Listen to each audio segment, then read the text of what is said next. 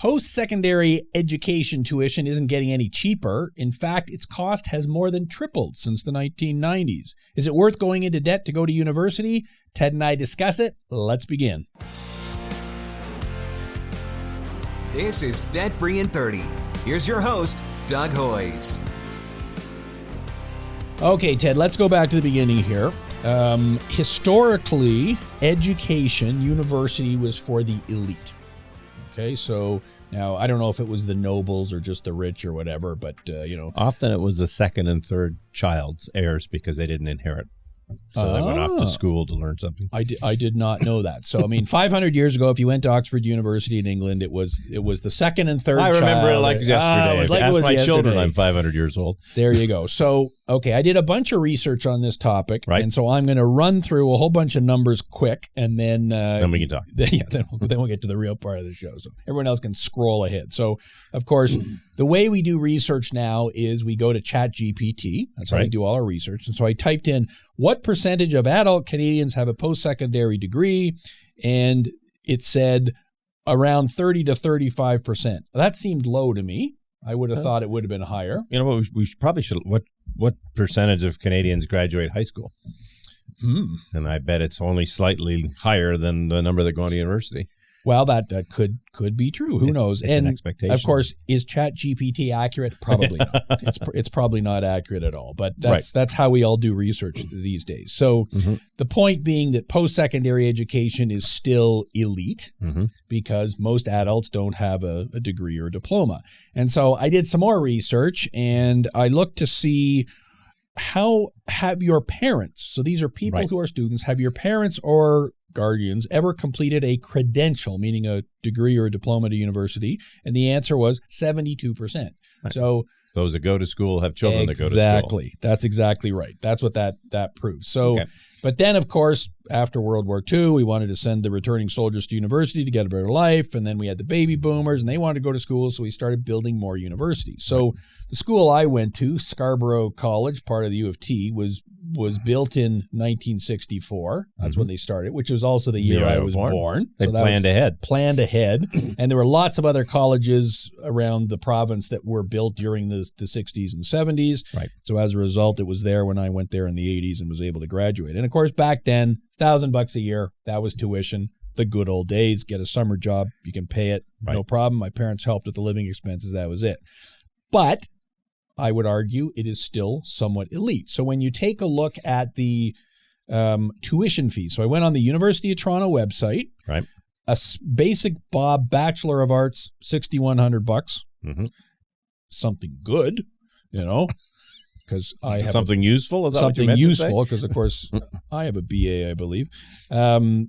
Engineering, nursing, commerce, anything like that can be anywhere from $11,000 to $16,000 a year just for tuition, and then of course you got living costs and everything else. Right. So, if your parents are not helping you fund it, and if you don't have a scholarship, how are you doing it?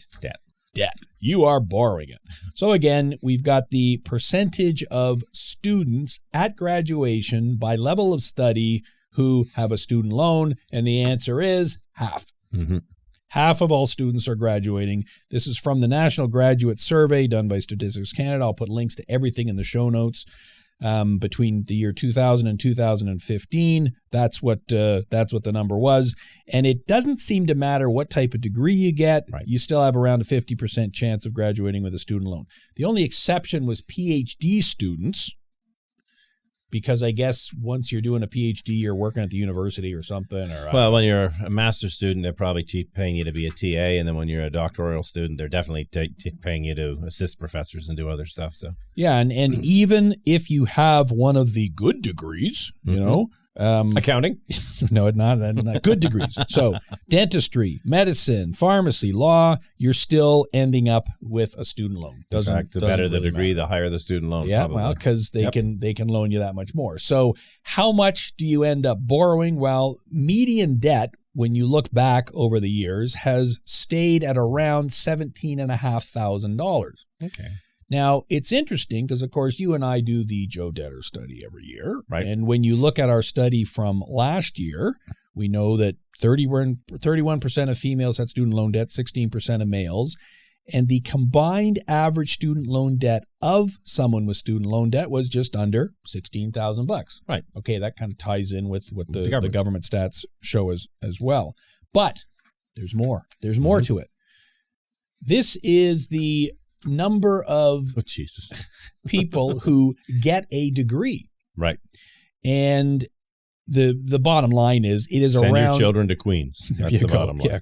Yeah. Some of them have a higher graduation rate, Right. but over the province, if you look back over the last decade or so, it's in that 77% range. 3/4. Okay. And then when you look at employment rates, I think I've got the same numbers here twice, but So they look pretty good. yeah, 2 years after graduation, you have a 94% chance of having a job. Okay, so that's good then. That's kind of the whole argument for going to It doesn't tell you if post-secondary. it's the right job. It just tells you that you have a job. Well, it doesn't, but we can look at income. Okay. So here is the chart. 74% of graduates in Ontario, 2 years after graduating, were earning $70,000 or less. Okay. And I just picked that as an arbitrary number. We've got the stats going all the Well, way if you up. want to be able to buy gas and groceries these days, you need that much And money. that's what I'm saying. Right. I think if you are living in a big city like Toronto, obviously $70,000, you're Yeah, paying you're- tax on that. $70,000 your take-home pay is roughly $4,000 a month. And that's if you're 70. What if you're 60 or 50 or 40, which Right, is keep going backwards. where a bunch of the people are. Yep. And more stats, only 68% had permanent employment 2 years after graduation. Right. Think about that. So 30% had temporary or contract work, 2% were seasonal, only 68% are what you would consider a permanent job. Probably all the 70,000 plus people are in the permanent job category. Likely. Right. And so now I don't know if my math holds up here. So you're going to have to tell Okay. me if I'm in the right ballpark or not. But if you have a 77% chance of graduating and a 94% chance of having a job 2 years after graduation and a 26% chance of earning more than 2 years after graduating, then you've really only got a 20% chance of graduating and getting a job earning $70,000 or more. Does that math work? Does that math work? All right, let me think about this. So 90%, but we don't care about the percentage having a job because it's basically everybody. A quarter of them have $70,000 or more. Only 77% are going to graduate. You didn't factor the debt into this. No. But that's a different question. That's a different question. So The question is, of the 77% that graduate, we have to assume that that's all the 26, a third. I mean, I think so. Everyone can leave a note in the comments about how my math is wrong and I'm overstating the situation. Right. The point is, They're probably understating the situation. maybe I'm making it worse. The Yep. deck is stacked against you. Right. I think that's Well, really for the point average here. person, because they're going to graduate with debt, and a quarter of them aren't going to graduate at all, right?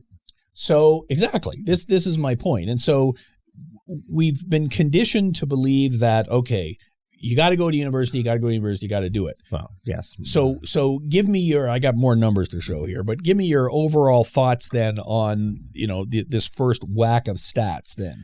Well, see, what you're showing us all is that universities, it's a business. I mean, it's the reason that this gotten the way that it has is they introduced all these student loans was first, it's got to be equal treatment under the law. So everybody's got to have a fair chance of going to university. So that removes the whole elite and the rich thing, sort of, except for if you're going to go to university, they still say, well, it is elitist, and therefore you should pay your share of it.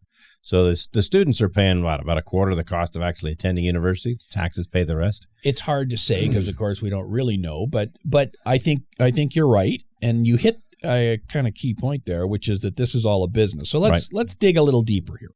Oh, no. So I went on to the University of Toronto website just because I'm too lazy to go to every university website. Well, it's also one of the best universities in the world. And certainly one of the biggest ones, and I'm a graduate, so that's the other reason I picked it. Yep. So I guess they won't be sending me any alumni letters after this podcast airs. But so in 2021, which is the most recent stats available, the University of Toronto had total revenue of just under $4 billion. Mm-hmm. $4 billion, of which half of that came from student fees, Right. and then government transfers and, investment income and donations and all the rest of it. All right. Well, that suggests that students are paying for half of it then. Based on those numbers, yes. Right. And so then let's dig a little deeper on the numbers. When we look at expenses, you can see that their biggest, their total expenses for the year were $3.3 million for 2021. And 1.92 of that is salaries and benefits. A big chunk of that is salaries. Right. And when you look at the salaries, academic salaries were $717 million. Other salaries were $631 million. Okay, those are big numbers. Yep. That means that other salaries, I assume, is overhead. That would be all of the administrative staff, anyone that's not officially tagged as academic. Right. So that seems like a lot of overhead to me, that you're paying almost as much in other salaries as you're paying in academic salaries. It's groundskeepers. I wonder why they classify librarians. All the people in the financial services branch that set up the student loans. Exactly. Those are all out. That's right. Yeah, right. That's right. So as a result, their net income $726 million. Mm-hmm. But then when you look at where the money goes, well, there's transfers this and capital that, and they still end up managing to have a deficit at the end of the year. Right. So I'm not going to analyze it anymore because nobody's going to watch. Nobody's going to watch. But I did find one other interesting stat. Inventions. Gross invention revenue in the 2019-2020 academic year was $70 million. Mm-hmm. So that's pretty good, I guess. Depends on how much the inventors made. Well, this is what went to the university. Right. So I don't know who what else. Percentage, right? Who else got the share. So no. I guess that's sort of good news. Now, you mentioned about student enrollment. So let's talk a bit about that then. Right. So the University of Toronto had 97,000 students. Okay. Interestingly enough, 54% of the undergraduates are female, 58% of the graduate students are female. That makes sense. So there are more females than males. Right. A significant number of part-time students. But that's not the interesting chart. Mm-hmm. The interesting chart is, where do they come from? Right. So total undergraduates, 75,000. Total international undergraduates, 22,000. So a third. About a third, just under a third. Right. Now, on the assumption that most international students are full-time, not part-time, international undergraduates represent about a third. Where are they from, Ted? Where do most of them come from? Well, according to this chart, China. And this is only for U of T, right? This is just U of T. Okay. So as of November 1st, 2021, which is the most recent data we have, 61% of the international students came from China, 7% from India, only 3% from the USA. Which that kind of surprises me because they're right next door, but I guess they got lots of universities there. That's true. So, that's, again, I'm just presenting facts. I don't have any opinion on it one way or the other. If you look at the 5-year trend, it's growing. Mm-hmm. So there has been 38% growth over the last 5 years in students from the Asia and Pacific region. So that sounds like a really good business to me. Right. And if you blow it out and look at the 10-year trend, between 2012 and 2021, total undergraduate enrollment was up 15%. Total international undergraduate enrollment was up 140%. Wow. I know. Wow. Where is the growth coming from? Now, we already showed this chart, but let's throw it up again, and the tuition fees. So that, bachelor's degree, the basic one, $6,000 a year in tuition if you're a domestic student. If you're an international student, $58,000. So we'd have to go back and look at those tuition fees as a source of revenue. It was $2 billion, I think, and figure out how much of it was international dollars. Well, I guess if it's a pretty big number. Yeah, if a third of the students, not quite, are international, right, then that's got to mean way more than half of the tuition fees are international. Right. To parts of the world that we have to be concerned with. Anyway, that's a different conversation. It's and even ignoring all of that. Yep. This is a business. Mm-hmm. Obviously, the university wants to have as many international students as they can because that's where the bulk of their revenue is coming from. Yep. But to me, one of the big problems with that is where are all these people living? Right. And so universities, of course, don't build dorms. Right. So pretty much everybody who goes to university, maybe you can get into a dorm for your first year, and then after that, you're on your own. Well, with all this growth in international students coming, well, not just international, students in general, students end up renting apartments. Yep. That really helps the real estate market in a university town. Yeah, it makes a mess of the market, right? You got all these people buying houses they can't afford, so they put apartments in their basement to rent to students, and then if the university does put up a dorm there anyway. Yeah, exactly right. So we're going to get way too political. We keep going. That's right. So people can leave comments. So the point is there is a macroeconomic issue here, right? That universities are a big business. They bring in a lot of students who are paying the bills, but that means the real estate market in a university town is screwed because you got all these people who are obviously needing a place to rent. Right. Now, that's not what this show is about. We're about debt. And so let's sort of cycle back to that. Well, and I assume, though, these international students aren't entitled to any debt. Right. They're not getting OSAP. They've got to... It's cash. I mean, maybe they'd be eligible for some kind of scholarships or something. But yes, right. It's basically cash. They are a cash cow. Mm-hmm. Now, I think it is clear that the people who are more well off are more likely to go to university. We already looked at all the stats. The rich do kind of get richer, and some of the students end up getting screwed. But even worse, if you can't pay your student loan back, you got a problem. Right. So give us the really quick explanation of, if I go bankrupt, what happens to my government guaranteed student loan? Right. So the current state of the law is you have to have been out of school for a minimum of 7 years before student loan debt can be included in either a bankruptcy or consumer proposal. There is a clause that says under certain hardship rules that can be reduced to 5 years, but there's no clear direction on what the hell that means. Right. So you go bankrupt, you still got your student loan unless you've been out of school for 7 years. So we already know from the stats, half the people are graduating with student loans. Yep. And that's of the people who graduate. I guess if you don't finish, you've still got a student loan, and now you've got even less. It's even worse. It's even worse. And the average amount is $17,000, but that's the average amount. Mm-hmm. We've dealt with people who have a lot higher than that. Significantly. And that's the problem with averages. Maybe I just needed a student loan in my last year. Maybe I had to get one all the way throughout. It's quite conceivable you're graduating with $50,000 or $100,000 in student loans. And we're not even mentioning the fact that we've got these single parents, predominantly women, that are having more student loans, and they're staying in the system because it's just a way to survive. Like, that's a whole woman's issue that we're not talking about here. Well, we certainly know from our Joe Detter study, well, we know from the government stats that there are more females than males in university, which I guess is a good thing. But yes, they are more likely to be graduating with student debt and more likely to have more of it. Right. And of course, who has student debt? Well, it's primarily millennials. There are very few 80-year-olds who are still carrying student debt. Right.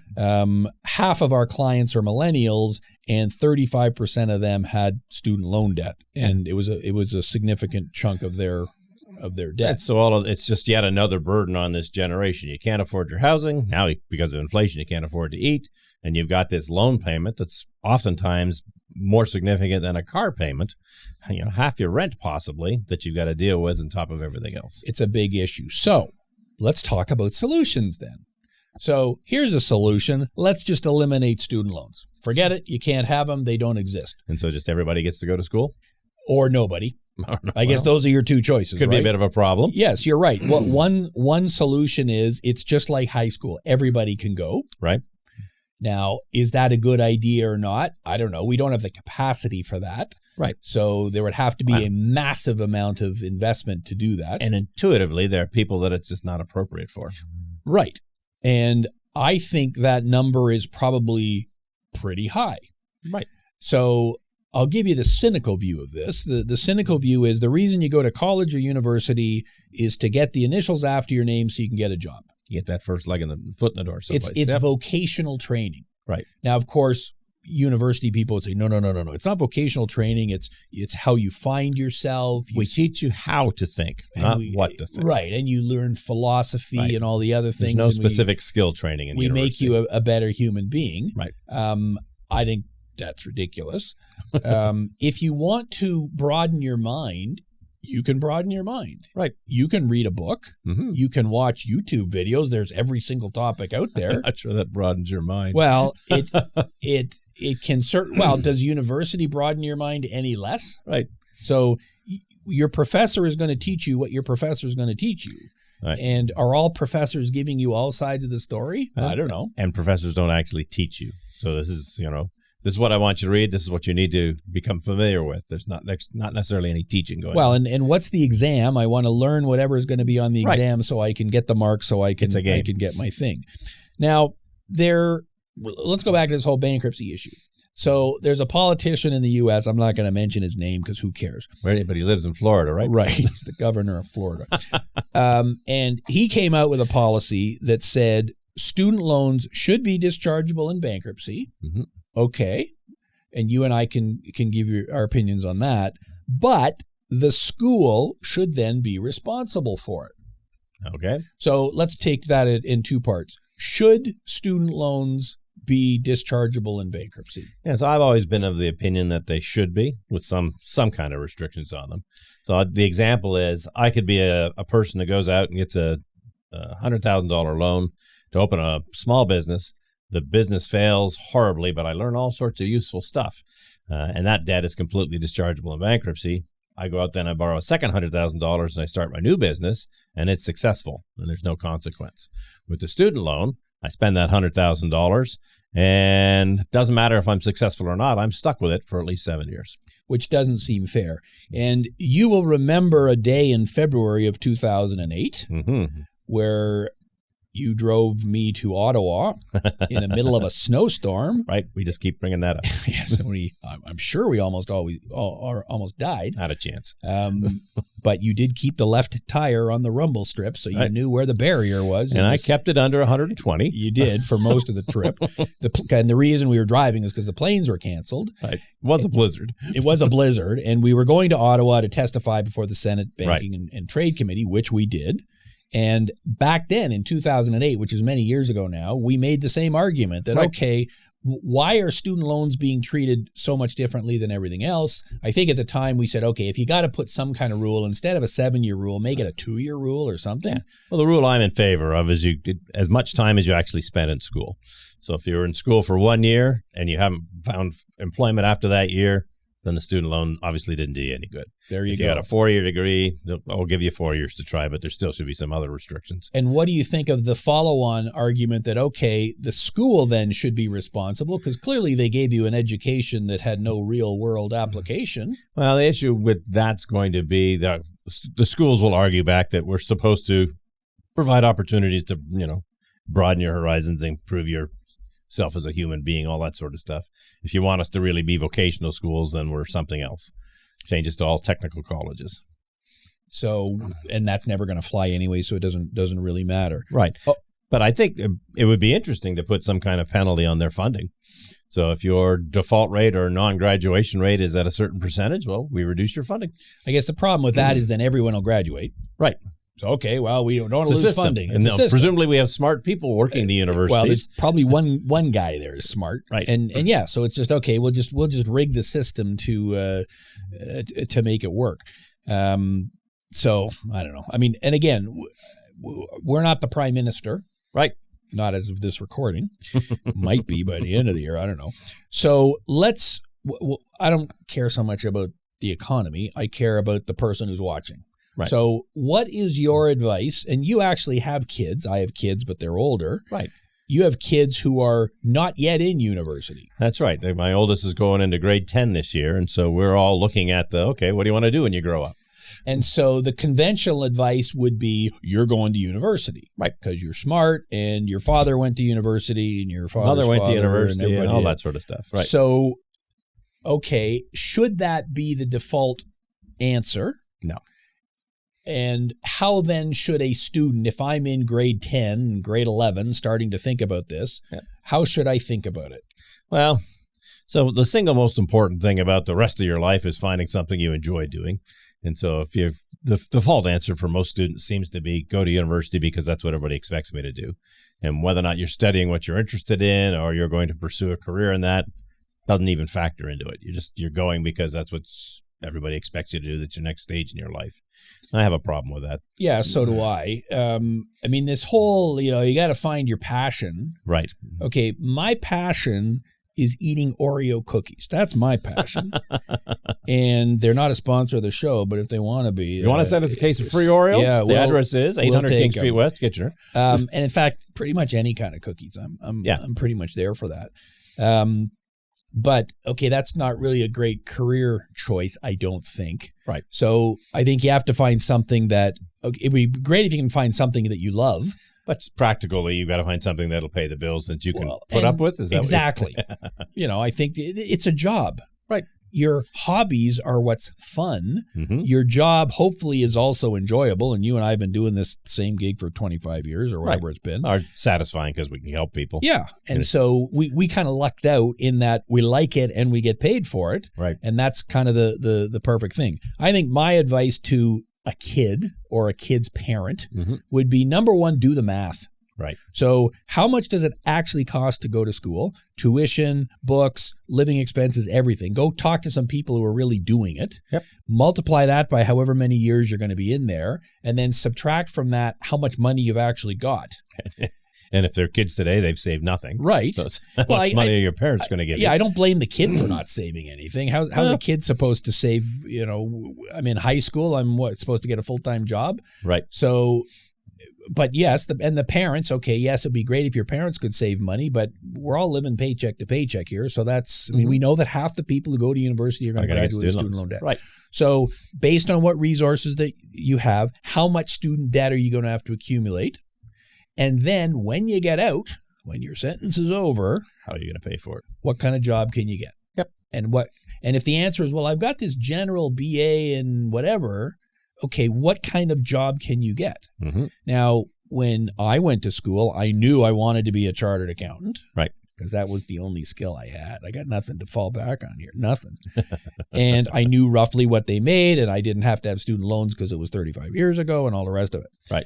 If I was doing it today, I don't think I'd be becoming a chartered accountant because they don't even exist anymore. They're called CPAs now. Right. But, okay, what kind of job can I get? And I know it's tough because you're 16 years old and you're projecting out 8 years from now. Right. But at least you've got some clue that there's a possibility. And if that isn't possible, then maybe I got to look at some other options. Right. So does it have to be university or would college be better? I think college and trade schools are a better fit for all kinds of people, and they'll have a much better quality of life.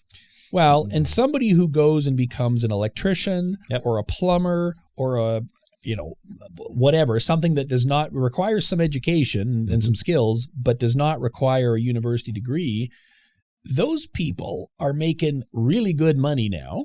And you can't find one when you need one. And you can't find one, and they don't have 4 years of student loan debt. Right. Maybe they've got a year or two of schooling, and then they're learning on the job. Yeah, they got a couple of years of indentured service where they're not getting paid what they should get paid, but that's different than being negative and borrowing. It's positive instead of going into debt. So I'm a big believer in building whatever practical skills you can, and you can do a lot on your own. Like when you and I were kids, there was no such thing as the interweb. That didn't exist. But there are Funk and Wagnall. That's right. Took up a whole shelf. Encyclopedia Britannica. That's what it was. That's how the internet used to be. But now it is actually possible to learn stuff. Yep. You got to be disciplined and motivated. And I agree with your earlier comment that you got to filter everything because you don't know what's.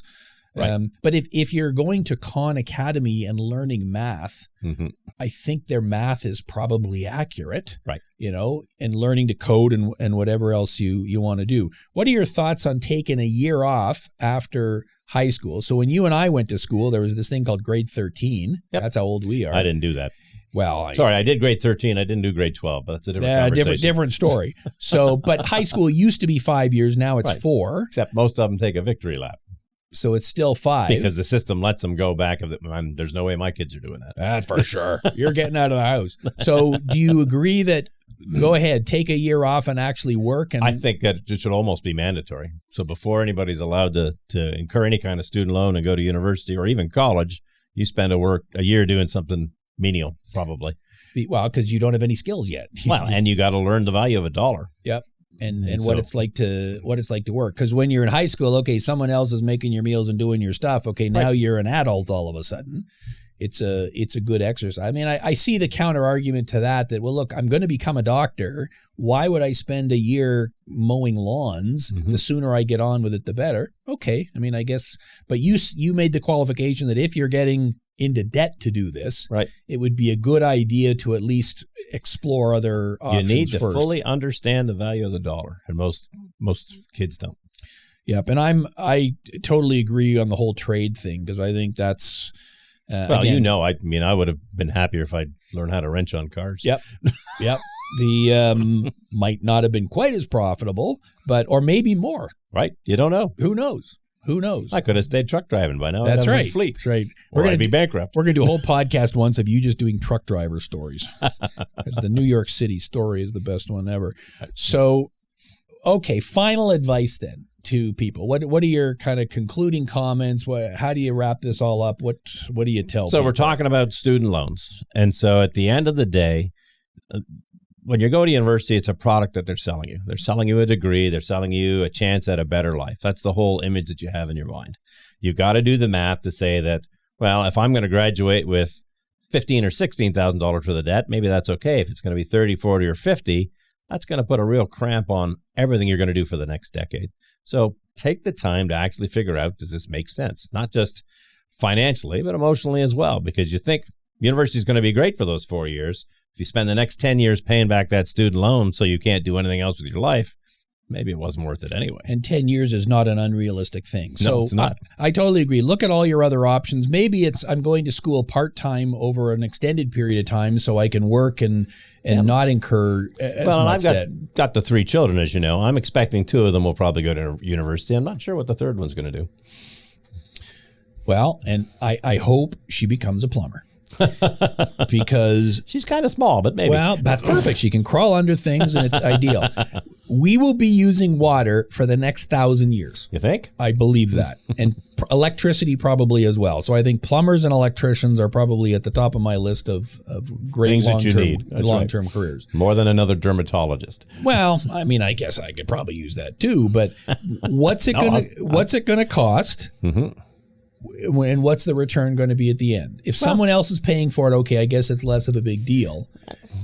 So you become the plumber, you become the electrician, and at some point you're either working for somebody or you open your own shop and you got people working for you. I mean, if you're going to be that kind of person, yep, it's going to happen anyway. Yeah, and I can see 3 or 4 years into my plumbing career that maybe I take some business courses and maybe I have to learn a bit more about accounting and all that kind of stuff so I can run my business. But I will pick up those skills as I need them, rather than at the age of 18 getting a bunch of stuff and then later on maybe that's not exactly what I need. And I don't think AI is going to replace the plumber or the electrician. Nope, you and I could be out the door. We could be out the door. In fact, this may be an AI simulation right now. I mean, nobody would know. We already used ChatGPT for our research. So yeah, I think you got to look at your own situation. Do not default to I'm going to university. Yeah, don't do it because you got nothing else to do. Right. And I know you and I went there and we became accountants and it worked out for us, but that was a different time. Yeah. And I went as a mature student. I worked for a number of years before I went to university. So I would argue about the mature part even now, but I understand. But yes, exactly. You had some life skills and then went back. So you knew, okay, this is what I'm doing. Yep. You were focused on it and got through it. So there you go. There's some advice. Take it for what it is. Obviously, we're biased because we did go to university, but we also see the effects of all the debt. And so I think if we can steer people to think about it first, that's kind of a good solution to pretty much. That's really the answer. Think about it. Think about it first, make a plan. So there you go. That is our show for today. There will be full show notes, including links to everything, all the 40 different. It's going to be like a book. It's a book there. So you can check my math, check all the stuff, make sure it's right. So just go into the show notes on YouTube or whatever other podcasting app you're listening to, because, of course, we're on all of them. And whatever you're listening on, please link it. Please like it, subscribe. There is a new episode released every morning. Every Saturday morning. We should do one every morning. Every morning. Wouldn't that be great? Good. Yeah. That'd be fantastic. No, once a week. You only get one a week. It could be Good Morning Money. That's right. Ooh, there you go.